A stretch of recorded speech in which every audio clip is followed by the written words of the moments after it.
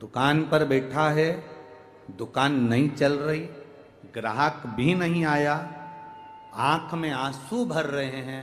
आज दिन भर कैसे गुजारा चलेगा, परिवार की कैसे पूर्ति होगी। उस समय पर मेरा दुकान पर बैठे हुए एक एक भाई से निवेदन है, उस समय पर रोना नहीं है, दुखी नहीं होना। उस समय पर गादी पर बैठकर श्री शिवाय नमस्तुभ्यम, हम तो आप लोगों से कहते रहे हैं और आज फिर कह रहे हैं। मेरा जिन जिन के व्यापार चलते हैं, जिन जिन की दुकान चलती है, उन माताओं के निवेदन है कि आप अपने शंकर भगवान के मंदिर में जब जल चढ़ाने जाओ, थोड़ा सा जल कटोरी में या उस लोटे में लेकर आया करो। वो जल एक छोटी सी डब्बी रख लो, एक डब्बी पति के हाथ में जल भरकर दे दिया करो। दुकान पर जब प्रवेश करो ना, तो थोड़ा सा जल छीट देना, मेरा बाबा स्वयं आएगा कार्य कर। वो डब्बी अगर पति लाने में भूल गया तो 2-3 डब्बी रख लो, इतनी सी। लोग तो संक्रांति पे तो बांटते ही हैं इतनी सी डब्बियाँ, तो वो डब्बी अपने कब काम आएगी। वो इतनी सी डब्बी किसी काम की तो रहती नहीं, उसको जल भरने के लिए रख लो। पति को बैग में पन्नी में बांध के दे दी, ये झोला ले जा रहे हो, तुम कागज ले जाते हो, मोबाइल ले जाते हो, सामान ले जाते हो, दुकान का सारा सामान ले जाते हो, तो ये डब्बी में जल भी ले जाओ। अंदर जब जाओ, भूल भी जाओ तो कोई बात नहीं, डब्बी में जल अगर दुकान के अंदर भी चले गया तो तुम्हारा कल्याण निश्चितता है। वो चलाएगा, वो देख ले, मेरा शिव तुम्हारे साथ है। ना कराएं आपने धूप छोड़ी ना छोड़ी वो पता नहीं, गाय को रोटी दी ना दी, स्वान को भोजन दिया ना दिया, कौवे को भोजन दिया ना दिया, चलेगा। पर जिस दिन अमावस्या के दिन पितृपक्ष समाप्त हो, उस दिन प्रदोष काल में, प्रदोष के समय पर, प्रदोष काल में शाम के समय पर जाकर किसी भी नदी, तालाब, बावड़ी, कुआं, कहीं ना कहीं जो आपके पास में हो, वहां पर एक घी का दिया, बत्ती का मुंह दक्षिण की ओर कर कर अवश्य जला कर जाना। सारे पितृदोष समाप्त हो जाएगा, सारा पितृदोष समाप्त। अमावस्या के दिन किसी भी जलाशय के पास में, नदी, तालाब, बावड़ी, कुआं, जो आपके शहर में, आपके गांव में, आपके नगर में हो, वहां जाकर लगा दे। अगर नदी, तालाब, बावड़ी, कुआं नहीं है तो पीपल का वृक्ष हो या बेलपत्री का वृक्ष हो या बट का वृक्ष हो, उसके नीचे लगा दो प्रदोष काल में। पर अमावस्या के दिन लगाएं जरूर। क्यों? क्योंकि अमावस्या 16 दिन तक पितृ मृत्यु लोक में आने के बाद में भोजन ग्रहण करते हैं। अमावस्या के दिन पितृ शाम के समय प्रदोष काल में शंकर भगवान का नाम जाप कर कर नदी, तालाब, बावड़ी पर पानी पीने जाते हैं। वहां से जल का आचमन कर कर पितृ अपने लोक को चले जाते हैं प्रदोष काल के समय पर। इसलिए प्रदोष काल में जलाशय के पास में, बावड़ी, कुआं, नदी, तालाब के किनारे पर दिया लगाया जाता है दक्षिण की ओर मुख कर कर बत्ती का, तो पितृ आशीर्वाद देते हुए जाते हैं कि फलो फूलो, आगे बढ़ो, उन्नति करो, तरक्की करो। यह पितरों का आशीर्वाद रहता है, पितरों का वर रहता है। आप देंगे उसको मिलेगा, कुछ करा ना करा।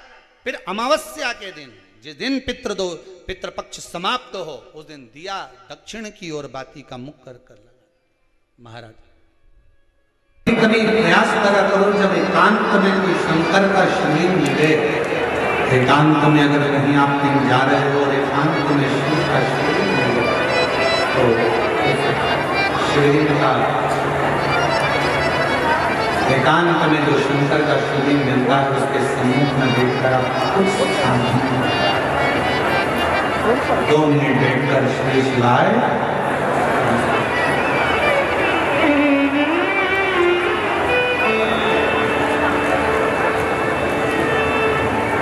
कभी मिल जाए एकांतेश्वर महादेव। जैसे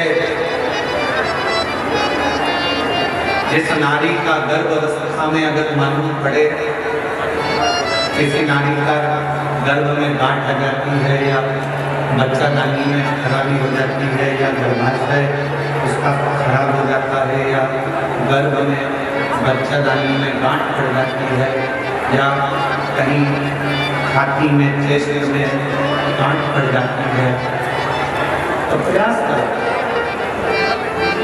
कोई एकांत में शिवलिंग हो, अपने घर से 2 लोटा जल भर कर ले जाए। जब घर से लोटा भर कर जल लेकर जाओ तो घड़े पर घड़ा रखो।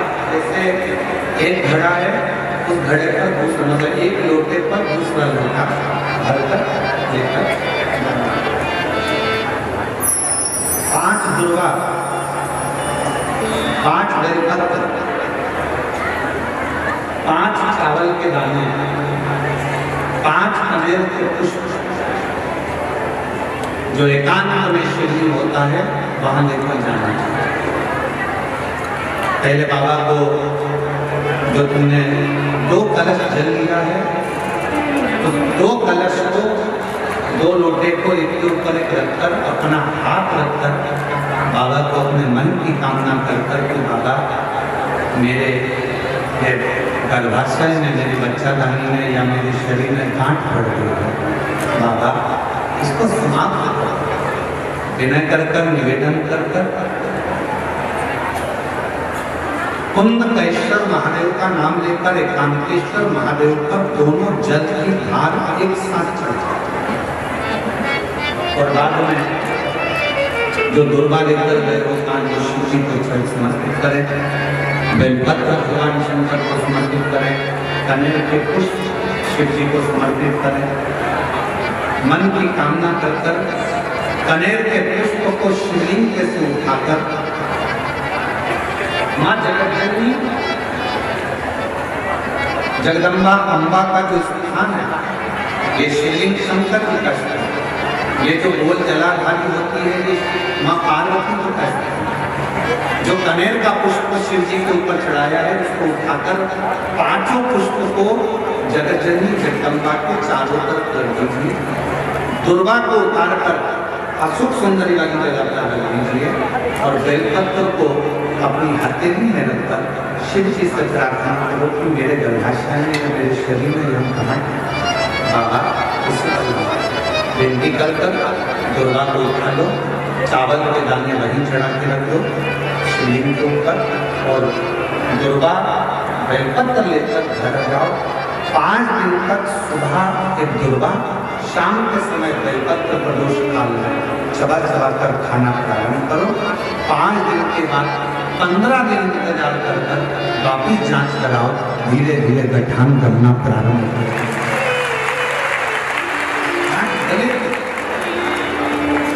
डॉक्टर का इलाज साथ में चलने दो, जांचें चलने दो, जो इलाज चल रहा है उसको चलने दो। पर अगर कहीं किसी नारी को गर्भाशय में बच्चादानी है, खराबी हो जाती है या गर्भाशय में हो जाती है या कहीं गांठ पड़ जाती है तो शीश किया जाता है।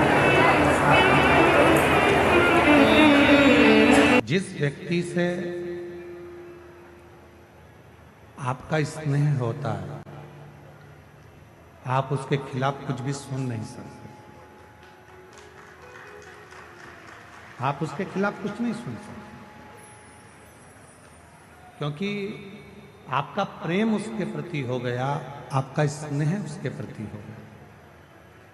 आप कैसे सुन? जितनी मेरी जीजियां बैठी हैं, जितने मेरे जीजा बैठे हैं, जितनी मेरी माताएं बैठी हैं, जितने मेरे भाई बैठे हैं, जितने मेरे जीजा बैठे हैं, जितने मेरे बुजुर्ग माता पिता बैठे हैं, आप सब जरा विचार कर कर बताना, एक बेटा कोई गलती करता है और लोग आकर बता देते हैं। एक बेटा गलती करता है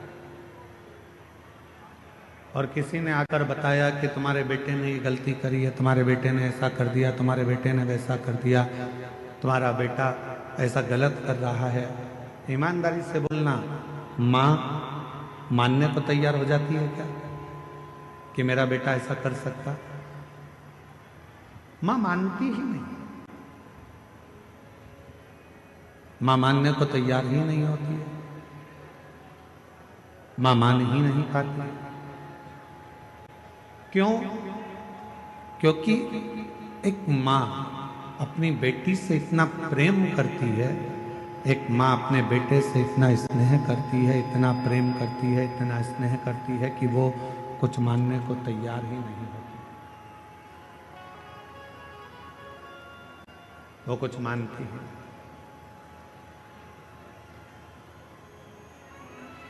प्रेम जब बहुत ज्यादा मात्रा में बढ़ जाता है, स्नेह बढ़ जाता है, तो हमें अवगुण नजर नहीं आते, हम उसमें केवल गुण ही देखते हैं।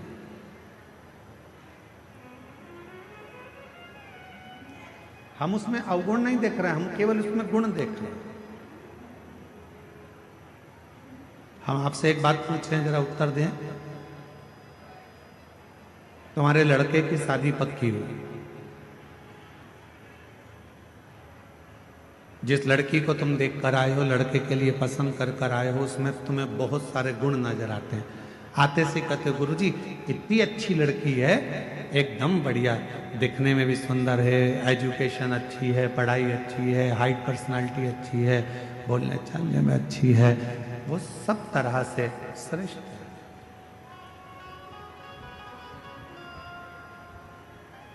क्यों? क्योंकि आपने उस लड़की में गुण ही गुण देखे, इसलिए आपको उसमें केवल गुण ही गुण नजर आ रहा है, केवल गुण ही गुण नजर आ रहा है। और कुछ समय के बाद जब लड़की शादी कर कर आपके घर में आ जाती है, विवाह कर कर आ गई, 2-4 साल निकल गए, फिर उसके सारे गुण कहाँ चले जाते हैं? अब आप उसमें गुण नहीं देख रहे, आप उसमें अब दिन भर सुबह से शाम तक अवगुण ढूंढने का प्रयास कर। दिन भर हम उसमें अवगुण ढूंढ रहे हैं, दिन भर हम उसमें अवगुण देख रहे हैं, हम उसमें गुण नहीं ढूंढ पा रहे, हम उसमें अवगुण ढूंढ रहे। पहले वही बहू 7 बजे उठकर आती थी तो तुम कुछ नहीं कहते थे, अब वही बहू 7 बजे उठती है तो तुम्हें लगता है कि बहुत देर से उठ रही। लड़की वही है, पहले हमने उसमें केवल गुण देखा और अब हम उसमें अवगुण देख रहे हैं। अब हम उसमें गुण नहीं देख पा रहे, अब हम उसमें अवगुण देख रहे हैं। थोड़ा सा भी भोजन बिगाड़ दिया, थोड़ा सा भी भोजन बिगाड़ दिया तो कह दिया तुम्हारे बाप ने यही सिखाया। और पहले तो अगर वो थोड़ा सा भी भोजन कुछ बनाकर तुम्हारे सामने ला देती थी तो तुम उसमें ही प्रसन्न हो जाते थे कि इतना अच्छा भोजन बनाया, इतना श्रेष्ठ भोजन बना है, तुम उसमें भी प्रसन्न हो जाते थे। अब तुम्हें उसमें अवगुण दिख रहा है। यहां जितने बैठे हैं, यहां मेरी जितनी भी माताएं बैठी हैं, जितने भी पिता बैठे हैं, मैं आप सबसे एक निवेदन करूं, उत्तर दीजिएगा जरा से।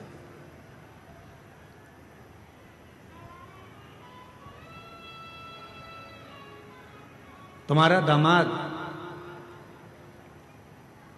तुम्हारी बेटी का पति तुम्हारी बेटी को घुमाने लेकर जाए तो तुम्हें कैसा लगेगा? अच्छा लगेगा कि बुरा लगेगा? जम के तो बोलो, अच्छा लगेगा। पड़ोसी से कहोगे इतना अच्छा दामाद मिला है, मेरी बेटी को खूब घुमाता, खूब घुमाता। और अगर वही काम तुम्हारा बेटा करे और तुम्हारी बहू को घुमाने ले जाए तो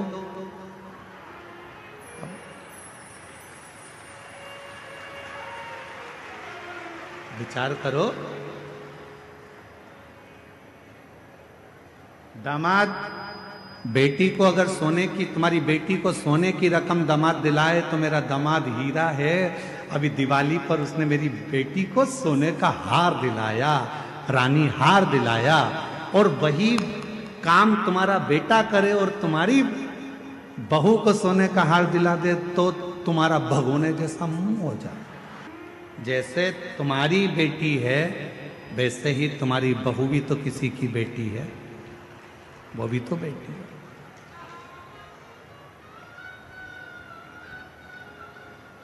फिर दो मुख क्यों, फिर दो विचार क्यों, फिर दो दृष्टि क्यों?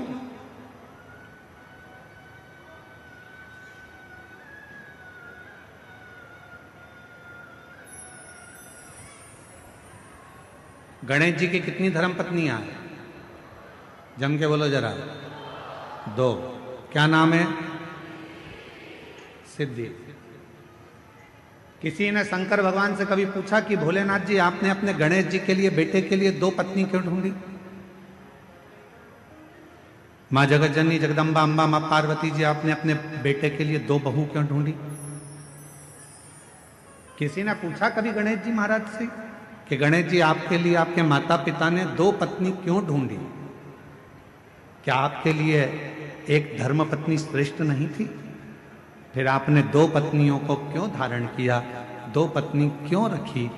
तो कोई देव अधिदेव महादेव से पूछे तो देव अधिदेव महादेव एक बात कहते हैं कि मैंने अपने पुत्र गणेश के लिए दो पत्नियां इसलिए ढूंढी हैं क्योंकि गणेश जी को बुद्धि का देव कहा जाता है, और बुद्धि कभी भी इधर उधर भटके ना।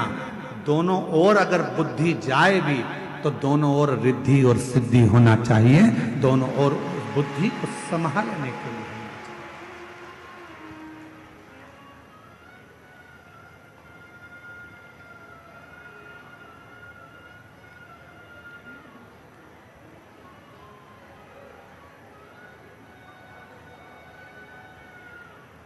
दो दृष्टि नहीं रखना।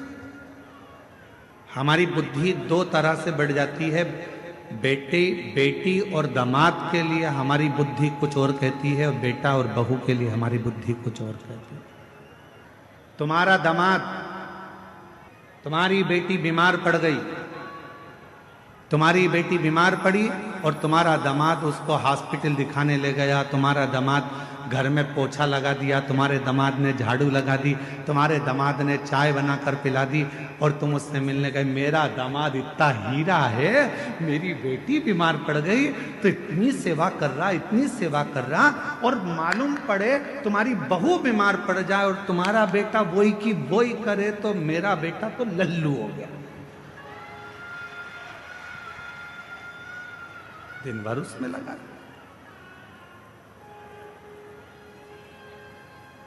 दिन भर।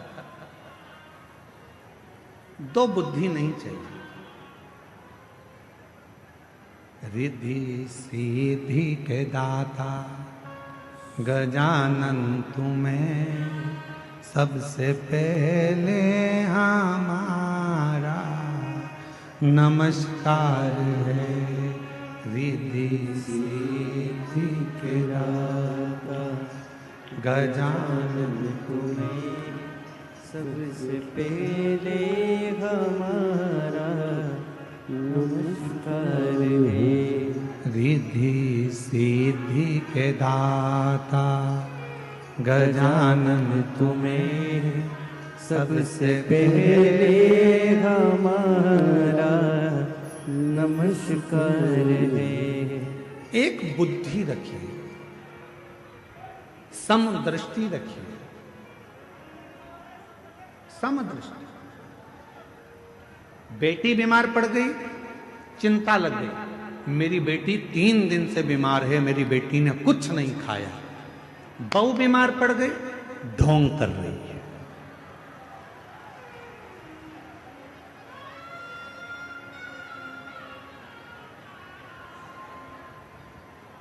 दो बुद्धि नहीं चाहिए, दो दृष्टि नहीं चाहिए, दो विचार नहीं चाहिए। एक मन, एक बुद्धि, एक चित्त, एक विचार, समभाव होना चाहिए। समभाव। जब हमारी जिंदगी में हम समता का भाव रखेंगे तब हमारे जीवन में देव अधिदेव महादेव कृपा करना प्रारंभ कर देंगे और हमारी जिंदगी को श्रेष्ठ